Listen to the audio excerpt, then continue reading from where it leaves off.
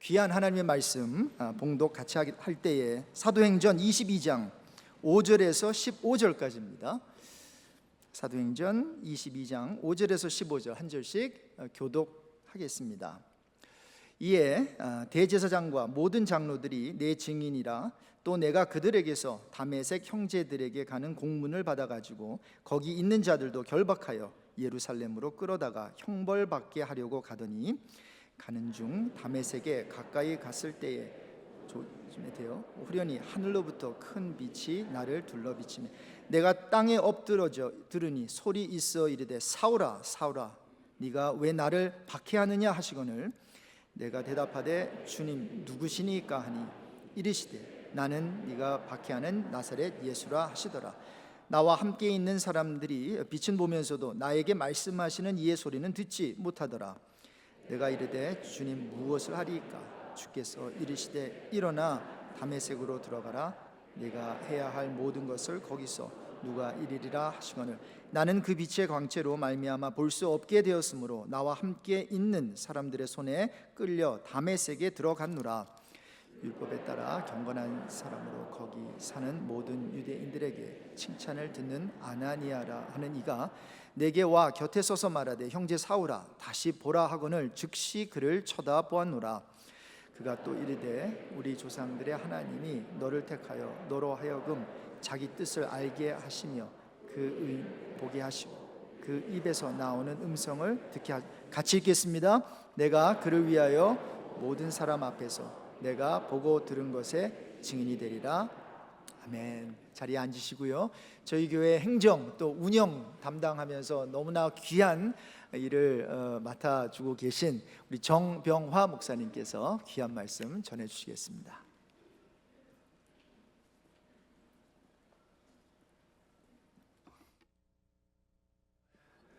우리 옆에 있는 성도님과 다시 한번 인사할 때 오늘 좀 특별히 인사하겠습니다. 옆에 있는 분들에게 인사할 때 잘 부탁드립니다.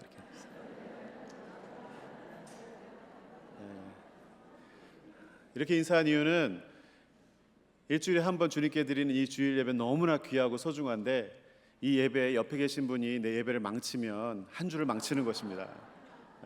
그리고 옆에 있는 분이 은혜를 받으면 그 은혜가 내게도 은혜의 부스러기가 오기 때문에 은혜가 전염되기 때문에 같이 은혜 받을 줄 믿습니다. 오늘 함께 공동체가 되어서 우리 아름다운 성도들이 이 자리에 모인 것 이 자체가 아름다운 교회가 되었는데 오늘 우리가 하나님께 올려드려야 될 합당한 영광을 올려드리고 또 주님의 베풀 만한 자비를 우리가 온전히 경험하는 복된 시간 되기를 소원합니다. 우리 성도님들께 한 가지 제가 질문을 한번 드리겠습니다. 여러분은 여러분 인생의 최고의 순간이 언제라고 생각하십니까? 생각들이 많아지시죠? 가물가물하신지 아니면은 이제 지금 최고의 전성기를 살고 계신지 다들 생각이 다르실 텐데요. 하버드 비즈니스 리뷰라는 연구기관에서 20세기 100년 동안 노벨상을 받았던 노벨상 수상자들과 그리고 또 20세기 한 세기 동안 인류 역사의 혁신적인 역사를 이루었던 업적을 이루었던 위인들 그런 영향력 있는 위인들의 그 나이를 조사를 해봤어요. 이들이 도대체 몇 살 때 노벨상을 받고 몇 살 때 혁신적인 업적을 이루었을까라고 해서 쭉 통계를 뽑아보니까 표를 한번 볼까요?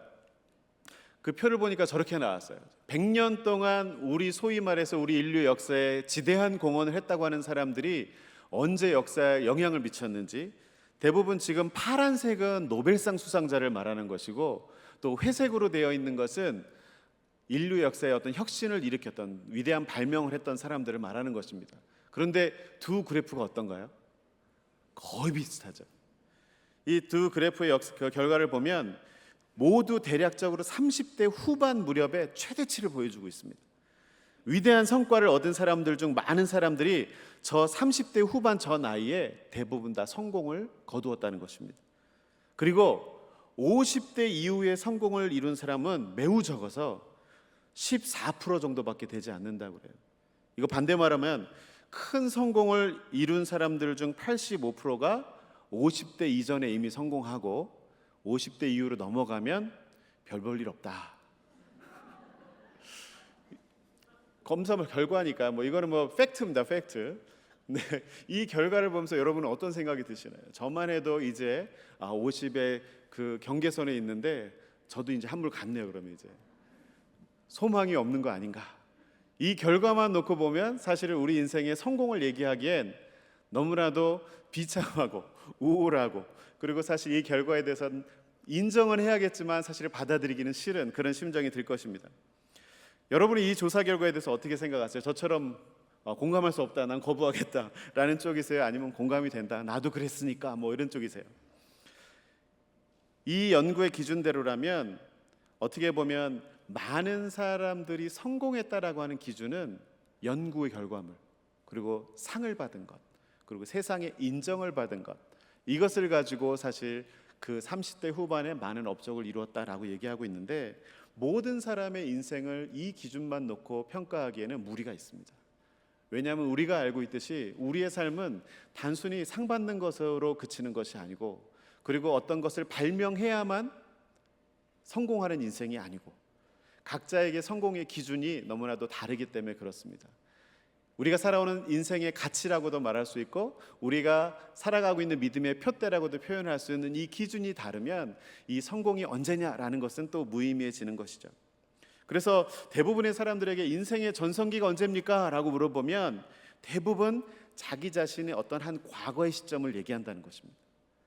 나이가 들수록 더 이전에 있었던 것들을 자꾸 꺼내려고 애쓰시는 거예요. 좀 전에 제가 질문했을 때 성도님들도 다 눈이 이렇게 과거를 보기 위해서 뭔가 생각을 이렇게 더듬어가는 모습들을, 눈빛을 보이셨는데, 사랑하는 성도 여러분, 저는 오늘 이 사도 바울에 대해서 함께 나누기를 원합니다.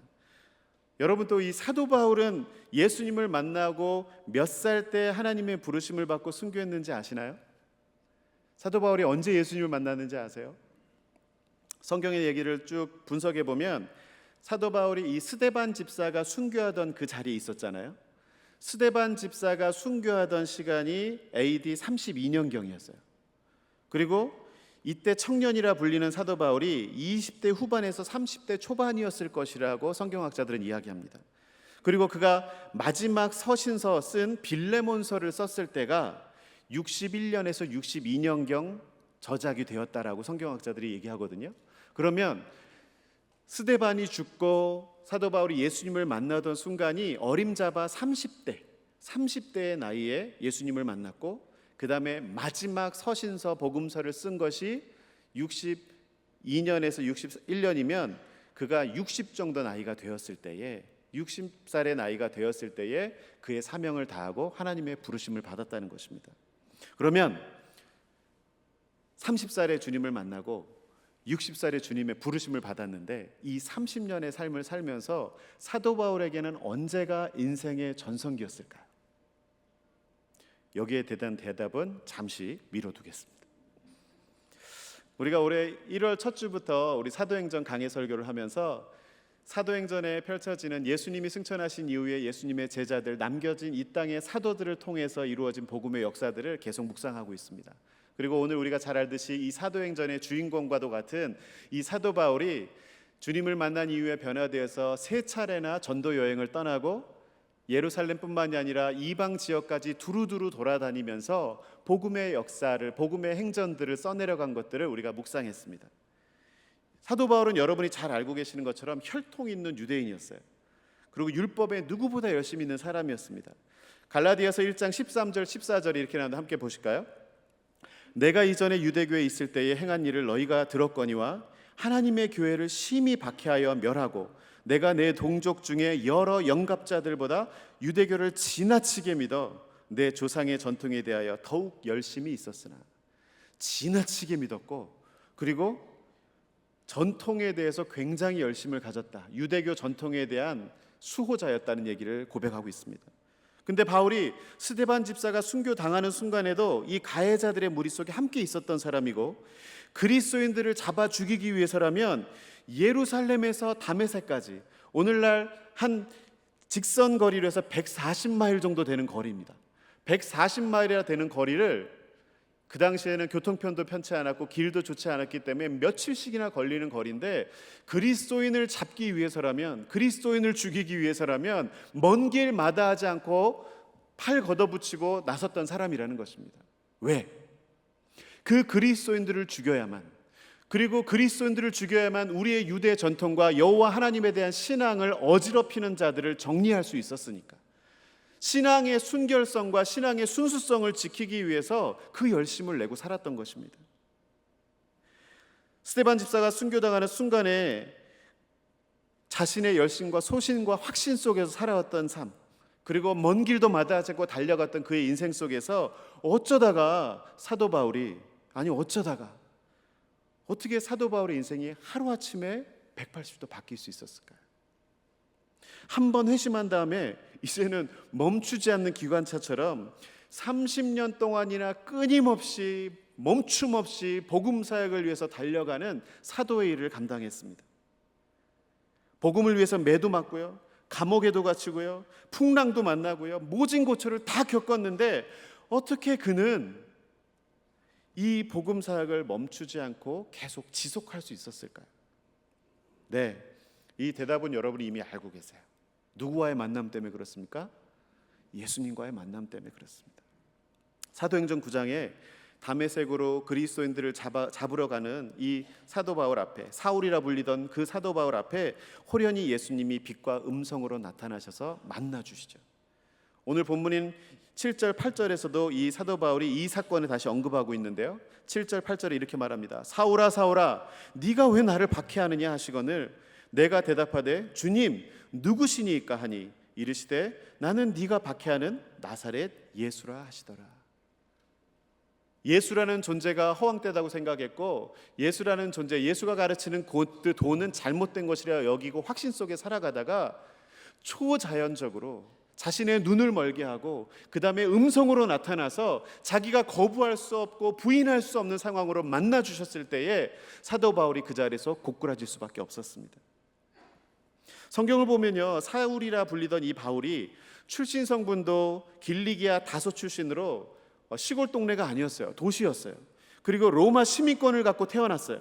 그리고 더할 나위 없이 훌륭했고, 이 유대 신앙 사회 속에서 보더라도 최고의 율법학자 가말리엘 문화에서 율법을 배웠다고 그랬는데, 그러면 오늘날로 말하면 출신 성분도 좋고 혈통도 좋고 학벌도 좋고, 그리고 우리 아까 좀 전에 읽은 본문처럼 신앙의 열심에 대해서도 둘째가라면 서러워할 정도로 최선을 다해서 열심을 갖고 살아가던 사람이었습니다.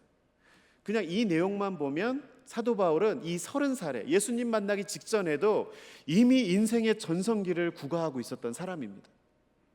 그런데 사도 바울에게 찾아온 진정한 영적인 모멘텀, 이 영적인 예수님과의 만남이 있은 이후에 사도 바울의 삶이, 그 30년간의 젊은 청년의 삶이 부질없음을 깨닫게 되는 역사가 일어났던 것입니다. 저는 오늘 이 본문 말씀을 통해서 한 인간의 삶을 송두리째 바꿀 능력이 있으신 우리 예수님과의 진정한 만남 이후에 이 바울의 삶 속에서는 어떤 변화가 있었는지를 살펴보기 원합니다. 그리고 우리도 예수님을 만났다라고 자부하고 신앙생활하고 있는데, 그럼 예수님을 만난 우리의 삶은 어떠해야 될지 돌이켜보기를 원합니다. 첫 번째로 사도 바울은 예수님을 만난 다음에 삶의 방향이 바뀌었습니다. 사도행전 22장 14절에서 15절인데 한번 우리 같이 천천히 한번 읽어볼까요? 함께 읽겠습니다. 그가 또 이르되 우리 조상의 하나님이 너를 택하여 너로 하여금 자기의 뜻을 알게 하시며 그 의인을 보게 하시고 그 입에서 나오는 음성을 듣게 하셨으니 내가 그를 위하여 모든 사람 앞에서 내가 보고 들은 것의 증인이 되리라. 열심당원처럼 살아왔던 그 자부심 넘치는 유대인으로 살아왔던 이 사도 바울의 자기가 믿어온 신앙, 학력, 경력 등을 믿고 소신껏 살아왔는데, 이 예수님을 만나는 순간, 진리를 접하는 순간에 자신이 그동안 붙잡고 추종하고 살아왔던 것들이 다 부질없음을 깨달았다는 것입니다. 한마디로 인생을 열심히 살아온 속도에는 문제가 없었어요. 누구보다 속도가 스포츠카 수준으로 살아온 것 같아요. 주님을 위해서, 여호와 하나님을 위해서라면 내가 모든 걸 하겠어. 우리 유대인의 조상들의 신앙의 전통을 지키기 위해서라면 내 인생 아깝지 않습니다. 이 한 몸 바쳐서 최선을 다해서 정말 열심히 달려온 그 인생의 속도에는 문제가 없었는데, 문제는 그의 인생의 방향이 문제였던 것이죠. 그런데 예수님을 만나서 어떤 일이 벌어집니까? 눈이 멀게 되고, 그 다음에 하나님의 사람 아나니아 선지자를 통해서 그에게 새로운 사명을 부어주시고, 그리고 그가 만난 분이 예수님이시고 네가 평생 누굴 위해서 살아야 될지를 깨닫게 하셨을 때에 사도 바울이 다시 눈을 뜬 이후에 그에게 새로운 사명이 부여됐습니다. 이 방향 아니고 저쪽으로 가야 돼. 여전히 불 끓는 열정을 가지고 살아가던 사도 바울에게 그 자리에서 인생이 무너지고 그곳에서 실패한 인생으로 저 나락으로 떨어진 것이 아니고 그 끓는 열정의 방향이 예수님을 만난 이후에 바뀌었다는 거죠. 사랑하는 성도 여러분, 우리 사람이 잘 쉽게 변합니까? 아니죠. 사람이 살아가면서 변한다는 것은 결코 쉽지 않습니다. 그래서 사람은 안 변해. 사람이 변하나. 머리 검은 짐승 어쩌고 저쩌고. 사람은 잘 변하지 않죠. 멀리서 찾을 것도 없습니다. 지금 함께 살아가고 있는 배우자들과 가족들을 한번 딱 떠올려 보십시오. 저도 생각해 보니까 지금의 아내를 만난 게 30년 전이었습니다. 30년 전에 푸릇푸릇한 청년 때 만나서 연애하고 결혼하고 지금까지 30년을 살아왔습니다. 근데 30년의 삶을 쫙 오늘 이 말씀을 준비하고 돌이켜 보니까 과장을 조금 보태가지고 1도 안 변했습니다. 1도 안 변했습니다. 변한 건 사람이 변한 게 아니고 그 배우자를, 상대방을 이해하고 참고 견디는 인내력이 증가했을 뿐입니다. 인내력이. 그런데 간혹 사람들이 살아가다 보면요, 인생의 큰 실패를 경험하거나 자신의 인생의 건강을 잃거나 아니면 너무너무 소중한 사람들과의 관계가 단절되면서 관계가 무너질 때, 그때 자기 자신이 의지하고 살아가는 삶의 기반이 와락 무너질 때, 그때에 사람이 다시 무너진 삶의 기반을 새로 세우기 위해서 삶의 변화를 추구하기도 합니다. 오늘 사도 바울은 자신이 믿고 살아오던 모든 것들이 한순간에 무너지는 순간이었어요. 왜? 우리가 잘 아는 것처럼 열심히 달려와서 인생의 산을 올랐더니 이 산이 아니야. 엉뚱한 산을 열심히 오르고 있었던 것을 깨달았을 때에 사도 바울은 주저하지 않고 그 산을 내려왔습니다. 그리고 올바르게 깨달아진 산을 걸어가기 위해서 또 노력하게 되죠. 이것이 중요한 것입니다. 자신이 살아온 행동들이 잘못됐다는 것을 깨달았을 때에 즉시 방향을 돌이키는 것이 지혜인 줄 믿습니다. 많은 충격이 있었겠지만 또 망설일 것도 없이 주저할 것도 없이 깨달은 그대로 삶의 방향을 돌이키는 이 사도 바울의 모습이야말로 예수님을 믿고 참된 진리를 발견했다고 하는 사람들이 모두 본받아야 될 행동이라는 것입니다. 빌립보서 3장 5절에서 8절에 이런 말이 있습니다. 나는 8일 만에 할례를 받고 이스라엘의 족속이요 베냐민 지파요 히브리인 중에 히브리인이요 율법으로는 바리새인이요 열심으로는 교회를 박해하고 율법의 의로는 흠이 없는 자라. 그러나 무엇이든지 내게 유익하던 것을 내가 그리스도를 위하여 다 해로 여길 뿐더러 또한 모든 것을 해로 여김은 내 주 그리스도를 아는 지식이 가장 고상하기 때문이라. 진리를 깨달았을 때에 내가 잘못 알고 있던 것, 잘못 의지하고 있던 것들을 과감히 배설물처럼 여기고 내게 유익한 것은 그리스도를 위해선 다 해가 된다고 던져버리는 것이 사도 바울의 모습이었습니다. 사랑하는 성도 여러분, 우리의 모습은 어떻습니까? 예수님 믿기 전에는 나름 다 각자 의지하고 살아가던 것들이 있었겠죠. 자랑할 만한 것들이 있었을지 모르지만 예수님을 믿고 참된 구원의 은혜를 받은 후에 예수님만이 우리 삶의 참된 소망임을 믿으십니까? 그럼 얼마나 돌아서셨습니까? 예수님이 우리의 소망이라고 해놓고 예수님도 좋고 돈도 좋고 예수님도 좋고 명예도 좋고 예수님도 좋고 이것도 좋고 저것도 좋고 저것도 좋고 저것도 좋고 왜 이렇게 좋은 게 많아 막. 예수님만큼 우리가 세상 살아가면서 좋아할 것이 많을 수 있습니다.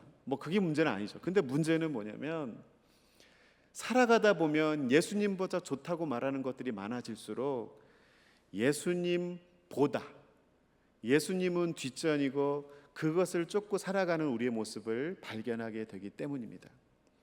사실은 그거는 예수님과 동행하면서 예수님을 만나서 예수님과 동행하면서 잠깐 이전에 내가 세상 살아가던 것에 대한 미련과 망설임 때문에 힐끗힐끗 그 이전에 살아서 내가 누렸던 것들에 대해서 그리움을 갖고 잠깐 곁눈질하는 게 아니라, 예수님을 만났으나 예수님과는 1도 같이 동행하지 않고 여전히 세상에 있으면서 예수님 만났는데 내가 이걸 또 추구하고 있네. 예수님 눈치 보고, 또 내가 이것을 누리면서 또 예수님 눈치 보고, 내가 예수님 만났으니까 예수님을 따라가긴 가야 되는데 아직 내가 놓지 못한 것이 너무 많다라고 하면서 예수님께 곁눈질하는 사람이 되기 때문에 그렇습니다. 예수님을 만났으면 사도 바울처럼 그의 삶의 가치관이 바뀌어야 됩니다. 살아가는 삶의 기준이 달라져야 됩니다. 그런데 여전히 우리는 세상을 살아가면서 우리가 예수님 만나기 이전에 갖고 있었던 지식과 경험을 버리기엔 너무 아까운 거예요. 이게 써먹을 만한 유용한 것들이거든요, 사실은. 그러니 불쑥불쑥 예수님 이름을 언급하면서도 세상에서 써먹던 것들을 자꾸 우리 주머니에서 끄집어내어서 그것을 갖고 무언가 내가 좀 더 있어 보이게, 내가 좀 더 인정받기 위해서, 내가 사람들에게 좀 더 영향을 미치기 위해서, 아니면 사람들에게 무시당하지 않기 위해서 예수님 외의 것들을 자꾸 불쑥불쑥 꺼내기 시작하는데, 그것은 사도 바울의 삶과 비유해 본다면 예수님을 만난 이후에도 방향조차 틀지 않고 살아가는 것입니다. 그러니 예수님 붙잡고 세상 붙잡고 살아가려면 그 가랭이가 찢어지고 그 양다리 걸친 인생이 얼마나 고통스럽겠습니까? 피곤하고 짐든 수고로운 짐을 든 모든 성도님들의 삶, 왠지 삶이 힘드시다면 양다리 걸치고 있는 게 아닌지 다시 한번 점검해 보시기 바랍니다. 힐끗힐끗 바라볼 수는 있어도 한쪽으로 무게중심이 쏠려 있으면 힘들 게 없습니다. 어느 한쪽으로 확실하게 가 있으면. 근데 이도 저도 아닐 때 문제가 되는 거죠. 사랑하는 성도 여러분, 예수님께서 우리 삶의 주인이시고 진정한 구원자 되심을 믿는다면 예수님을 만난 이후에 예수님과 동행하면서 예수님께서 인도해 주시는 삶의 길을 걸어갈 수 있는 저와 여러분이 될 수 있기를 주님의 이름으로 축원합니다. 두 번째로, 사도 바울이 예수님을 만난 다음에 그의 마음의 그릇이 바뀌었습니다. 아니, 마음의 그릇이 바뀌었다기보다 이 마음의 용량이 바뀌었다고 말해야지 옳을 것 같습니다. 오늘 본문 말씀 보면 사도 바울이 3차 전도 여행의 막바지에 이르렀을 때 그가 예루살렘으로 돌아갈 것을 결정했습니다. 자신을 죽이려는 유대인의 위협들이 많음에도 불구하고, 자신을 미워하는 사람들이 득실되는 곳임에도 불구하고 그 예루살렘으로 다시 돌아가겠다는 결정을 합니다. 그리고 예루살렘으로 가는 것이 자신의 사명이었기 때문에 조금도 주저하지 않고 전도의 마지막 여정을 예루살렘으로 향했습니다. 요즘 말로 말하면 노빠꾸 인생. 가기로 했으면 무조건 가는 거예요. 하나님께 주신 사명이니 그 길이 어떤 길이든 나는 개의치 않겠다고 그 길을 가는 것입니다. 아니나 다를까 이렇게 믿음을 갖고 결단하면 하나님께서 모든 길을 평탄케 하시고 예비하실 것 같죠? 아니나 다를까 가자마자 바로 붙잡혔습니다. 들어가자마자 바울이다! 우리 유대교의 신앙을 더럽히고 혼잡하게 하는 예수의 도를 전하는 저 사람을 당장 혼쭐을 내주자. 스데반 집사도 그래서 돌 맞아 죽었고, 많은 그리스도인들이 유대교의 신앙을 어지럽힌다 해서 박해를 받았는데 사도 바울도 예외는 아닙니다. 예수님을 믿고 따른 그 순간부터는 예수를 쫓는 무리가 되었고 유대인들에겐 적이 되었습니다. 들어가자마자 사람들에게 사방으로 우겨쌈을 당하고 사람들이 도망갈까 싶어가지고 그 자리에서 때리기 시작합니다. 거반 죽일 목적으로 그 사람을 치기 시작했다라고 성경은 말하고 있습니다. 어찌나 사람들이 사도 바울이 들어간 그 예루살렘에서 소동이 컸는지 이것들이 군대에까지 전달이 되었습니다. 그래서 군대의 천부장에게 이 소식이 들어갔고, 지금 저 거리에서 소동이 나서 한 사람이 맞아 죽게 생겼습니다 라고 했더니 군인들과 함께 급히 현장을 출동했어요. 아니나 다를까 누군지는 모르겠는데 유대인들 사이에 한 사람이 완전히 애워싸임을 당해서 피투성이가 돼서 지금 죽기 일보 직전인 것입니다. 적당히 뺨 몇 대 맞은 게 아니에요. 지금 스데반도 돌에 맞아 죽었어도 죄가 되지 않던 그 당시 사회 속에서 지금 사도 바울도 더 놓칠세라 도망갈까 봐 유대인들은 그를 완전히 애워싸고 그를 때려 죽이고 있는 것입니다. 얼굴의 형체를 알아보기도 못하게 눈도 부었을 것이고 머리도 깨져서 피가 질질 흐르고 있을 것이고 온몸에 멍이 들 정도로 군인이 1, 2초 내에 무슨 911처럼 2, 3분 내에 왔겠어요? 굉장히 많이 맞아 죽고 있던 시기에 뒤늦게 왔을 것입니다. 그러니 굉장히 험악한 그런 모습을 하고 있을 때 왔을 때 사람이 죽겠으니까 일단 군인들로 하여금 사도 바울을 에워싸고 더 이상 폭동을 일으키지 못하도록 막습니다. 그리고 여기다 그냥 두었다가는 완전히 사람이 죽겠구나, 살인사건이 일어나겠구나, 일단은 우리 군인들이 보호할 수 있는 지역으로 데리고 가자. 그래서 성경에는 그걸 체포당했다고 말하는데 그를 연행해서 데려가려고 합니다.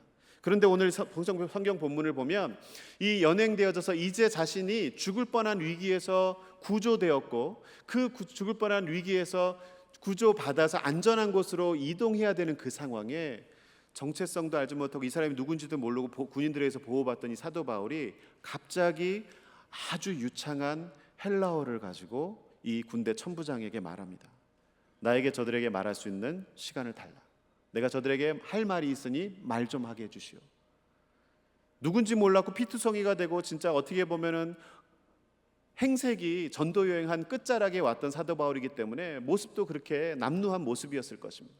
그런데 그 사람이 피투성이가 되어서 갑자기 유창한 헬라어를 가지고 군대 천부장에게 내가 저들에게 말할 수 있도록 시간을 주시오라고 말했을 때 천부장도 놀랐을 것입니다. 그리고 그 말을 허락받았을 때 이번에는 사도 바울이 유대인들을 향해서 유창한 히브리 말로 부형들아 내가 하는 말을 들어라. 지금 헬라어와 히브리어를 넘나들면서 지금 필요한 사람들에게 이 복음을 전하기 위해서 애쓰고 있다는 것입니다. 그리고 유대인들을 향해서 히브리 말로 자신이 예수님을 만났던 사건에 대해서 간증을 하고 있는 것입니다. 사도행전 22장 3절에서 5절에 이렇게 말합니다. 나는 유대인으로 길리기아 다소에서 났고 이 성에서 자라 가말리엘의 문화에서 우리 조상들의 율법에 엄한 교훈을 받았고 오늘 너희 모든 사람처럼 하나님께 대하여 열심히 있는 자라. 내가 이 돌을 박해하여 사람을 죽이기까지 하고 남녀를 결박하여 옥에 넘겼으니 이에 대제사장과 모든 장로들이 이미 내 증인이라. 내가 누군지 다 안다. 자, 이 말의 뜻이 뭡니까? 너희 내가 누군 줄 알아? 너희 사람 잘못 건드렸어. 지금 이 얘기인가요 지금? 아니에요. 오늘 이 사도 바울이 이 말을 한 이후에 이어지는 내용들을 보면 사도 바울이 예수님을 만난 사건에 대해서 이야기하고 있습니다. 나도 너희들처럼 열심을 갖고 유대교에 충성하던 사람이었는데 내가 다메섹을 가는 중에 예수님을 만난 이후에 그 만난 예수님 때문에 내가 이렇게 변화되었다라고 지금 간증하고 있는 것이죠. 심지어 아나니아를 통해서 내가 이런 간증을 해도 저들은 듣지 않을 것이다라는 말까지 들었어요. 지금 내가 이 간증을 할 때 사람이 제일 힘든 게 내가 얘기를 하고 있는데 내 얘기를 전혀 받아들이지 않고 거부하고 있는 사람의 눈빛을 보면서 똑같은 말을 계속해야 될 때 굉장히 힘들죠. 근데 그럼에도 불구하고 그것을 알았음에도 불구하고 사도 바울이 이 얘기를 하고 있습니다. 이 얘기를 할 때 저는 딱 한 사람이 떠오릅니다. 스데반 집사입니다. 스데반 집사가 어땠나요? 스데반도 보면 결국은 마지막 죽는 순간까지 자신을 죽이는 그 유대인들을 이해하고 관용하고 포용하고 저들의 죄를 용서해달라고 기도했습니다. 사도행전 7장 60절에 주여 이 죄를 그들에게 돌리지 마옵소서. 지금 오늘 사도 바울도 오늘 이 말을 하는 것이 부형들아 내 말을 들으라 하면서 하는 말의 태도가 저는 한마디로 말하면 이거 같습니다. 괜찮아. 나도 그랬었으니까. 괜찮아. 나도 예수님을 만나기 전에는 진리를 만나기 전에는 알지 못했기 때문에 그런 모습, 그런 행동, 그런 태도, 그렇게 사람을 죽이고 헛된 열심을 갖고 살았어. 근데 예수님을 만났기 때문에 내가 이런 삶을 살고 있는 것이야 라고 지금 나누고 있는 것입니다. 스데반도 사도 바울도 예수님을 만나고 나면 영혼을 바라보는 그의 내면이 변화가 일어난다는 것이죠.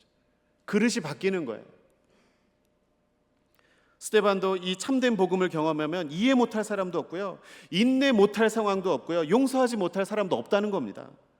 그들이 이해하던 이해하지 못하던 묵묵히 매맞음의 고통 속에서도 죽음의 위협 속에서도 그리스도를 전할 수 있는 마음은 이미 사도 바울 안에 예수 그리스도가 있었기 때문에 가능했다는 것입니다. 사랑하는 성도 여러분, 우리는 어떻습니까? 우리는 신앙생활의 여정 속에서 괜찮아, 그럴 수도 있지, 라는 말을 자주 하세요? 아니면 어떻게 그럴 수가 있지? 이 말을 자주 하는 편이세요? 제가 생각해 보니까 저도 근래에 어떻게 그럴 수가 있지라는 말을 더 많이 했던 것 같아요. 제가 목회적인 그 상담을 할 때 보면 제가 항상 이런 말을 합니다.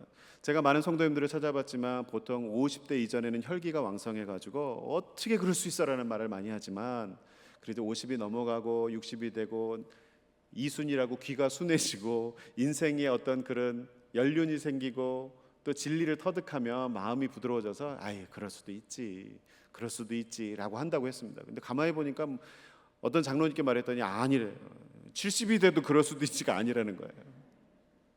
네, 우리 교회는 우리도 부족한 사람들이 많이 있기 때문에 어떻게 그럴 수 있어라는 사람들이 더 많을지도 모르겠어요.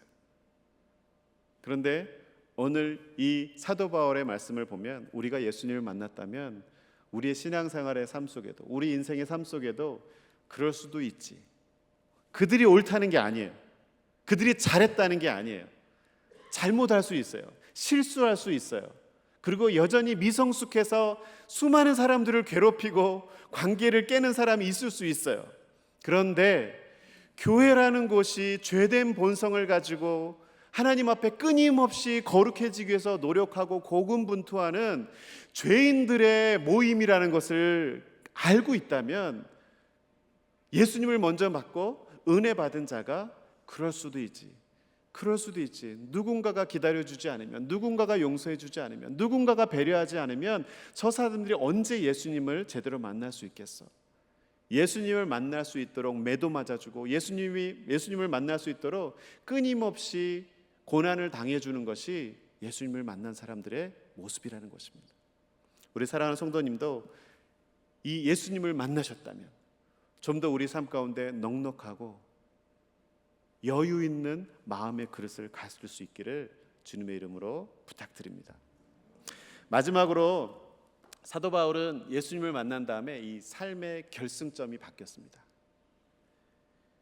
이 삶의 결승점, 종착점, 그리고 삶의 어떻게 보면 목표 지점이 바뀌었다는 것입니다. 우리는 보통 인생을 말할 때 태어남이 있고요, 그리고 열정적으로 살아가는 젊은 시절이 있고요, 또 그 인생을 마무리하는 시점이 있다고들 표현합니다. 그래서 인생의 결승점이 대부분 이 짧은 인생을 마감하는 그 마감 시점에 우리가 많이 두고 생각을 한다는 것입니다. 그래서 우리 인생의 전성기가 자꾸 과거로 가는 거예요.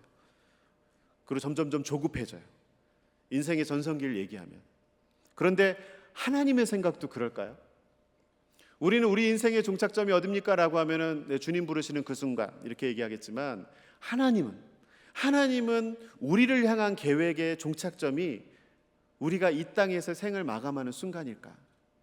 많은 사람이 짧은 인생 안에서 모든 것을 마무리 짓고 성공하려고 애쓰지만 천국의 소망을 지닌 사람들은 우리의 계획이 아니라 하나님이 세우신 계획의 일부가 되어서 하나님께 쓰임받는 것이 우리 목표가 되어야 됩니다.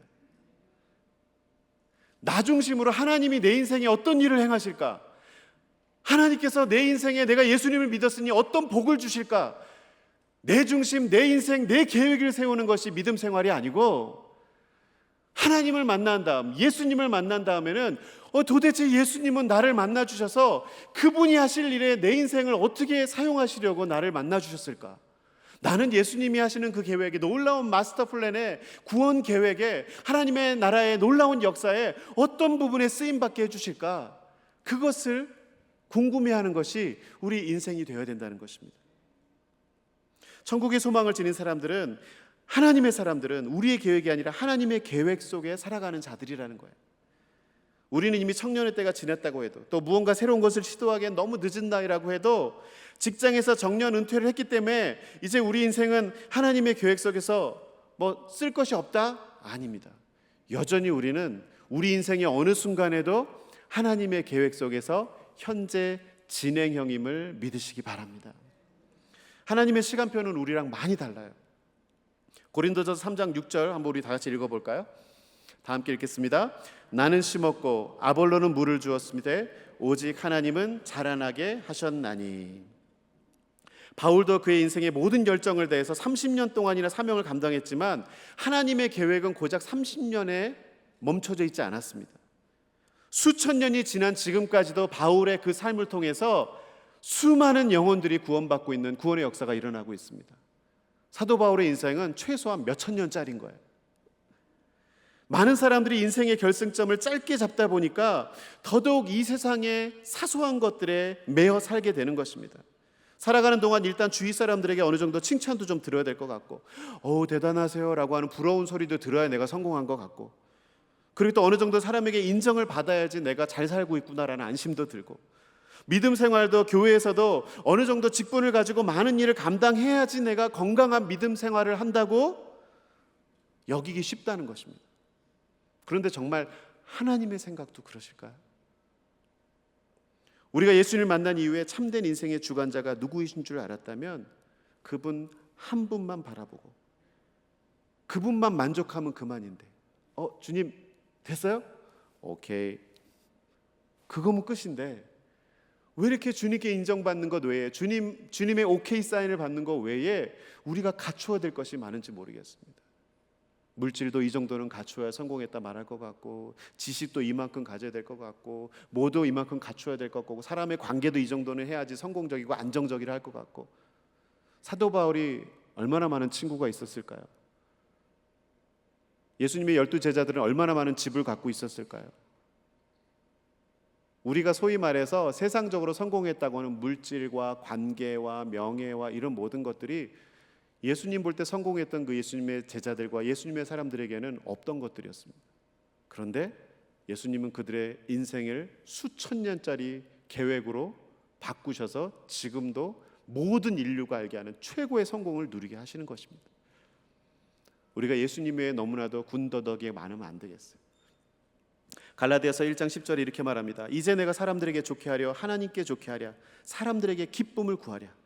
내가 지금까지 사람들의 기쁨을 구하였다면 그리스도의 종이 아니니라. 사도 바울도 예수님 만난 이후에 사람들의 인정이나 사람들의 눈치 보는 삶을 추구하지 않았다는 것입니다. 주님이 원하시는 삶을 살고 주님이 원하시는 인생의 걸음을 걷는 것입니다. 진짜 영원한 삶을 바라보면서 천국의 소망을 가지고 긴 호흡으로 살아가는 우리 모두가 되기를 바랍니다. 사랑하는 성도 여러분, 우리는 이 시간 우리의 영적 정체성을 다시 한번 상기하셔야 됩니다. 우리는 이 세상에서 잘 살다 가는 것만을 목표로 살아가는 존재들이 아닙니다. 영원한 천국을 바라보면서 하나님의 시간 속에서 살아가고 있는 자들임을 기억하시기 바랍니다. 여기서 뭔가를 많이 이루고 뭔가 매듭을 지으면 잘 산 인생이 아니고요, 영혼의 시간까지 대비하셔야 됩니다. 여기서 뭔가 부지런히 살았는데 엉뚱한 방향이었다면, 여기서 뭔가 열심히 살았는데 수많은 사람들을 용납하지 못하고 누구에게 미움만 사고 사는 인생이었다면 하나님의 미간을 찌푸리는 삶을 사는 것입니다. 우리의 삶의 방향이 바뀌길 바랍니다. 우리의 마음의 용량이 바뀌길 바랍니다. 그리고 우리의 삶의 결승 고을 지점이 짧지 않고 영원한 것임을 기억하시기 바랍니다. 말씀을 맺겠습니다. 여러분이 아시는 세계적인 대문호 톨스토이가 그의 인생의 참회록을 썼는데, 그 참회록에 보면 사람의 어리석은 인생을 비유하는 한 우화가 나옵니다. 간단히 말씀드리면 한 나그네가 광야길을 걷다가 맹수를 만나요. 그래서 맹수를 피해가지고 막 도망가다가 낭떠러지 같은 절벽에서 넘어져요. 그리고 거기서 떨어지는데 다행히 그 절벽에 늘어져 있는 나뭇가지를 붙잡고 딱 삽니다. 그런데 이제 위로 올라가려고 언제쯤 맹수가 도망가나 했는데 맹수가 도망가지 않고 계속 나를 노려보고 있어요. 그러니까 이제 그러면 이 나뭇가지를 타고 밑으로 내려가겠다 하더니 앞불사 시선을 못 보고 있었는데 아래를 내다보니까 뱀들이 득실거리는 거예요. 위로 올라가자니 맹수가 나를 죽일 것 같고 아래로 가자니 뱀에 물려 죽을 것 같고, 이제 어쩔 수 없이 이 나무를 붙잡고 하염없이 내 스스로 내 인생을 개척하지 못하고 매달려 있는 것입니다. 그리고 여기에 어느 정도 적응되고 이제 힘이 빠져갈 무렵에 슥슥슥슥슥 소리가 들리는 거죠. 뭡니까? 쥐 2마리가 갑자기 나타나가지고 자기가 매달려 있는 나뭇가지를 계속 갉아먹기 시작하는 거예요. 자, 이제 시한부 생명이 됐어요. 힘만 있으면 버틸 수 있을지도 모르겠지만 이제 쥐가 내 가지를 갉아먹기 시작해서 올라갈 수도 없고 내려갈 수도 없고 매달려 있을 수도 없는 어쩌라는 것이냐, 절대절명의 위기 속에 사로잡혔습니다. 그런데 재밌는 것은 사람은 적응의 동물이라고 그 와중에 자기가 잡고 나 어떻게 하면 좋아, 어떻게 하면 좋아 절망에 빠져 있다가 자기가 붙잡고 있는 나뭇가지의 이파리에 꿀이 묻어 있는 것을 알게 됐어요. 그러니까 꿀을 이렇게 먹어보니까 달콤해요. 그러니까 그 꿀을 핥아 먹으면서 행복해하면서 이 우화가 끝이 나요. 인생의 어리석음을 말하는 우화입니다. 앞으로 보아도 뒤를 보아도 위를 보아도 아래를 보아도 다 대책 없는 인생인데도 불구하고 내 눈앞에 작은 안정, 내 눈앞에 작은 성공에 눈 멀어서 그냥 그것이 다인 줄 알고 살아가는 어리석은 인생을 톨스토이가 비유한 것입니다. 제가 설교 서두에 사도 바울의 인생에 있어서 전성기는 언제였을지 물었습니다.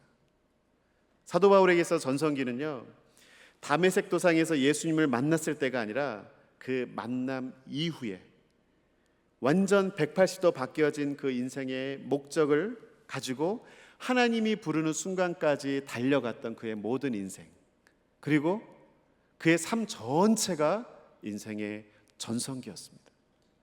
그리고 마지막 사명을 감당하고 주님의 부르심을 받은 그 이후에도 하나님의 계획은 멈추지 않고 수천 년이 지난 지금 2022년 5월 15일 주일 ANC 온누리 교회에서도 이 바울은 또 회자되고 있습니다. 하나님의 계획은 적어도 몇천 년짜리 계획이기 때문에 그렇습니다. 예수님을 만난 바울의 모습이 이 세상 사람들이 보기에는 그동안 열심당원으로 살아온 그동안의 인생이 다 무너지는 순간입니다. 자기가 갖고 의지하던 모든 부와 명예와 그 권력과 학력 같은 걸 다 부인하는 순간이에요. 인생이 무너지는 순간이었지만, 감옥에 갇히는 비참한 순간이고 매질을 당하는 불행한 인생으로 전락하는 순간이었지만, 하나님이 그러한 사도 바울을 통해서 상상할 수도 없을 만큼 놀라운 구원의 역사를 이루셨고 그 어떤 사람의 인생보다 고귀하게 사용하셨습니다. 저는 여러분에게 묻고 싶습니다. 여러분의 인생에 있어서 최고의 전성기는 언제입니까?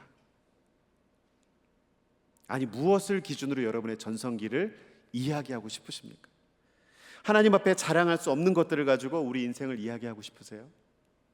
아니면 예수님 만난 사람답게 주님이 원하시는 것들을 가지고 인정받으시겠습니까? 하나님의 자녀는 하나님께 붙들려 있느냐, 하나님께 쓰임받고 있느냐, 이것이 제일 중요한 것입니다. 하나님과 동행하는 삶, 그게 우리 힘으로 가능할까요? 불가능하죠. 사도 바울은 사도였으니까 그 모든 걸 했다고요? 아니에요. 사도 바울도 고린도전서 15장 31절에 나는 날마다 죽노라라는 얘기를 했습니다. 와, 이 사명의 길 30년을 가는 동안도 사도 바울은 날마다 죽었대요. 내 안에 죄된 본성이 있고 내 안에 마음의 두 법이 항상 싸우면서 이 하나님께 주신 깨달음이 옳다는 것 때문에 그 옳은 길을 가려고 부단히 몸부림쳤다는 것입니다. 사도 바울도 그랬는데 저와 여러분은 오죽하겠습니까? 이 말씀을 전하는 순간에도 여러분들 머릿속에는 수많은 여러분들의 삶 속에 장애가 되고 있는, 영적으로 사는 거 좋지, 신앙적으로 사는 거 좋지, 믿음 안에 사는 거 좋지, 그런데 이것도 문제고 저것도 문제고 저것도 문제고 그게 쉽지가 않고 뭐 현실적으로 어렵고 수많은 변명거리들이 생각날 것입니다. 그런데 그것은 주님 앞에서 날마다 싸우노라, 성령의 도우심으로 우리가 복음의 진리를 붙들고 몸부림칠 때에 지켜질 수 있는 것임을 믿으시기 바랍니다. 이번 한 주도 수많은 환경의 유혹들과 날마다 불쑥불쑥 고개를 드는 나의 죄된 본성과 옛 습관들로 인해서 많이 흔들릴 수는 있겠지만, 매일매일 주님과 동행하고 또 이 성령의 도우심으로 우리 신앙의 정체성을 지켜서 믿음의 열매를 풍성하게 맺는 이번 한 주가 될 수 있기를 주님의 이름으로 축원합니다. 우리 지금 함께 일어나셔서 결단 찬양할 텐데요, 어제가 아니라 바로 오늘이, 이 순간이 우리의 모든 영적인 전성기라고 고백할 수 있는 우리 모두가 될 수 있기를 바랍니다.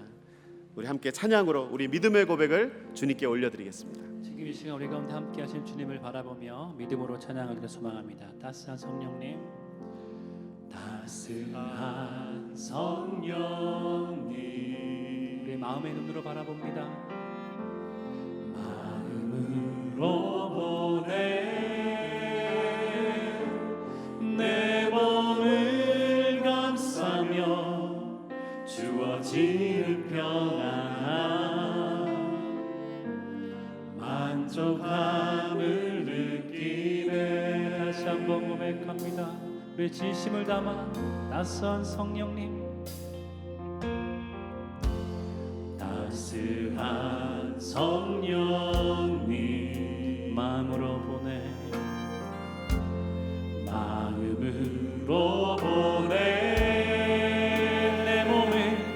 내 몸을 감싸며 주어지는 평안함, 주님 안에 만족함을 느끼네. 부르신 곳에서 나는 예배하네. 어떤 상황에도 나는 예배하네. 부르신 곳에서 나는 예배하네. 어떤 상황에도 나는 예배하네.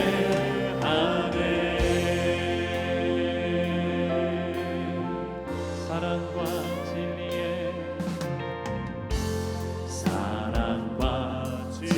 진리에 성령 하나님의 빛을 바라봅니다. 한 주기 입고 내 몸을 감싸며 주어지는 평안한 주님의 그 사랑을 느끼네. 부르신 곳에서 나는 예배하네. 어떤 상황에도 나는 예배하네. 부르신 곳에서 나는 예배하네. 어떤 상황에도 나는 예배. 다시 한번 고백합니다. 부르신 곳에서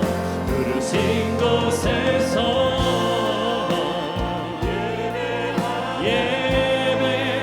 어떤 상황에도 나는 예배하네. 부르신 곳에서 나는 주님만을 나는 예배하네. 어떤 상황에도 나는 예배. 믿음으로 선포합니다.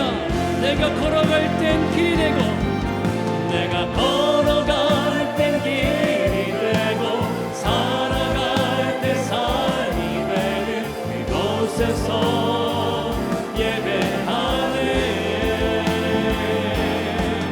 내가 걸어갈 땐 길이 되고, 살아갈 때 삶이 되는 그곳에서 예배.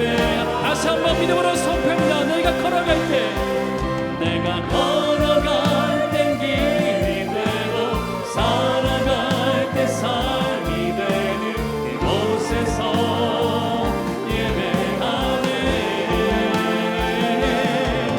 내가 걸어갈 땐 길이 되고, 살아갈 때 삶이 되는 그곳에서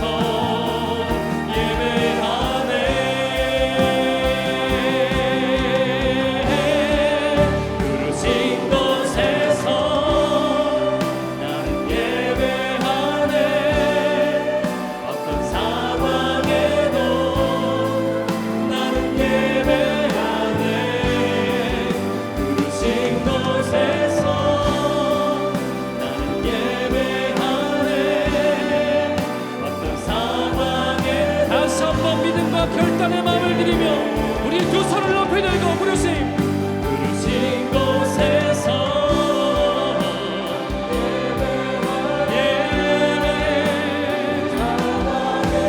주님만이 따라가네. 부르신 곳에서 나는 예배하네. 어떤 상황에도 나는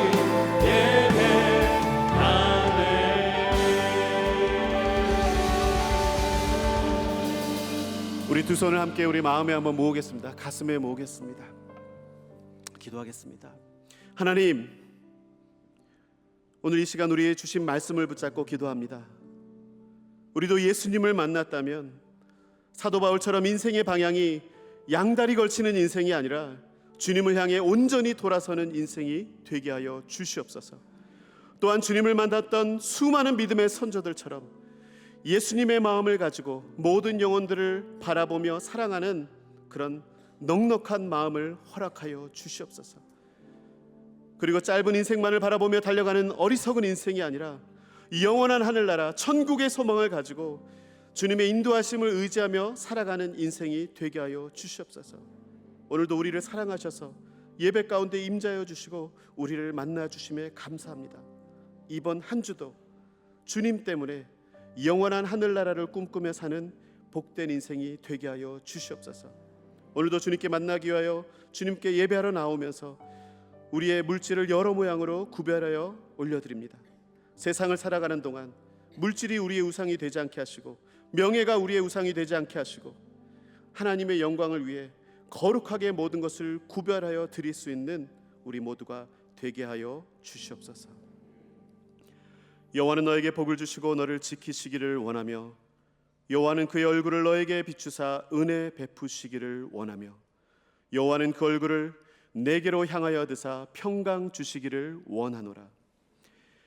하늘을 우러러 추고나옵기는 우리를 만나 주셔서 우리의 인생의 방향을 바꾸어 주신 우리 구주 예수 그리스도의 은혜와 독생자 예수를 내어 주시기까지 위대한 사랑을 가르쳐 주시는 하나님 아버지의 무한하신 사랑하심과 우리를 짧은 인생에 매어 살아가지 않도록 천국의 소망을 날마다 깨우쳐 주시는 성령 하나님의 위로하심과 교통하심이 날마다 주님과 동행함으로 바로 지금 이 순간이 우리의 영적인 인생의 전성기임을 고백하고 경험하기를 소원하는 모든 성도들 머리 위에와 저들의 가정과 일터와 생업 위에 이제로부터 영원토록 함께 있을지어다. 아멘.